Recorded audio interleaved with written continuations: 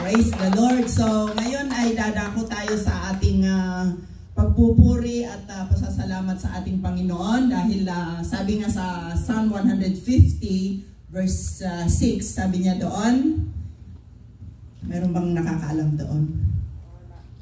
Ang lahat ng may hininga ay magpuri sa Panginoon. Amen. So, everything that has breath will praise the Lord. Huwag nating hintayin na ang mga upuan na ito ang lulundag at sasayaw para sa atin, kundi tayo mismo na may hininga at buhay ang siyang lulundag, sasayaw at magpuri sa Panginoon. Amen.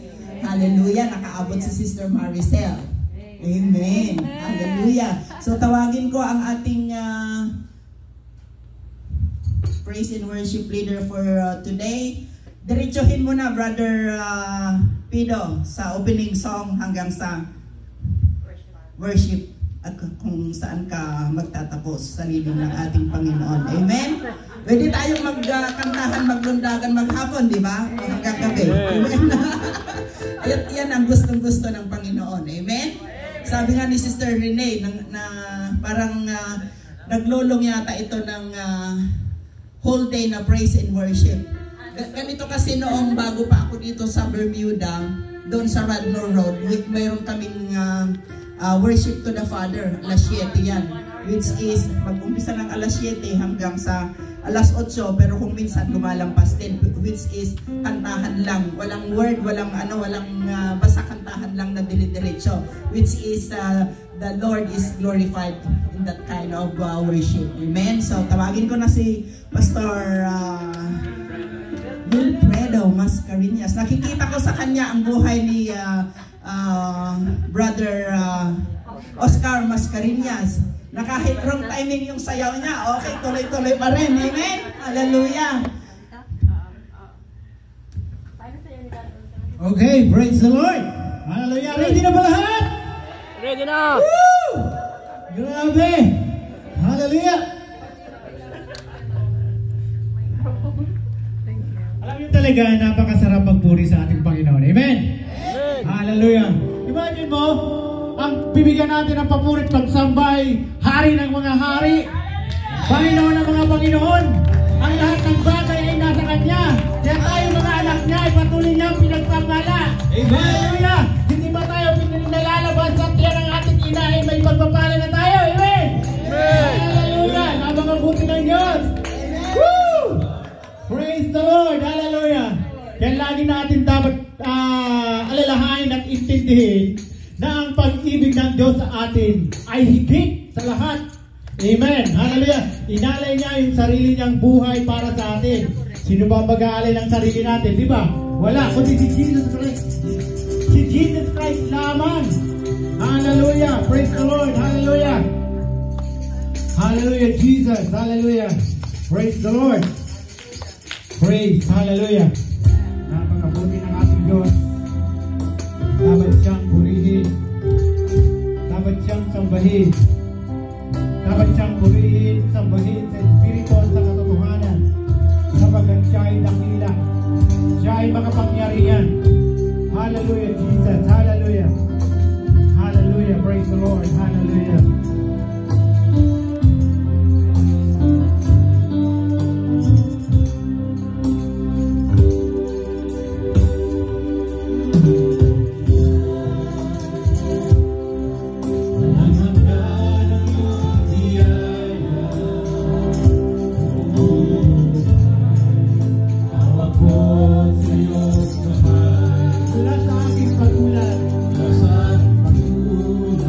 Hanggang sa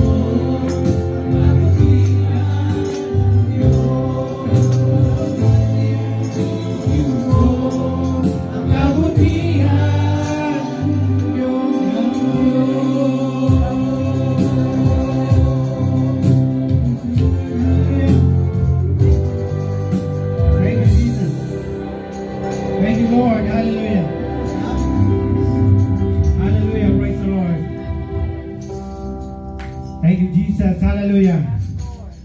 Patuloy po tayong magpupuri at sasambahin ng ating Panginoong Hesus. Hallelujah. Tayo po ngayon ay magsasaya. Walang imposible sa ating Diyos. Amen. Hallelujah.